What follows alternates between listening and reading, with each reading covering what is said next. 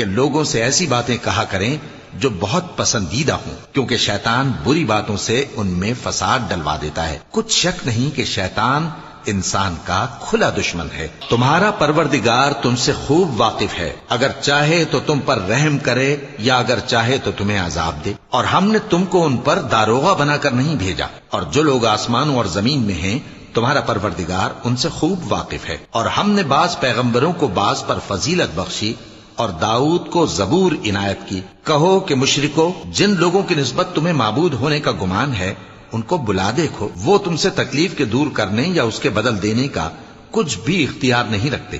یہ لوگ جن کو اللہ کے سوا پکارتے ہیں وہ خود اپنے پروردگار کے ہاں ذریعہ تقرب تلاش کرتے رہتے ہیں کہ کون ان میں اللہ کا زیادہ مقرب ہوتا ہے، اور اس کی رحمت کے امیدوار رہتے ہیں اور اس کے عذاب سے خوف رکھتے ہیں۔ بے شک تمہارے پروردگار کا عذاب ڈرنے کی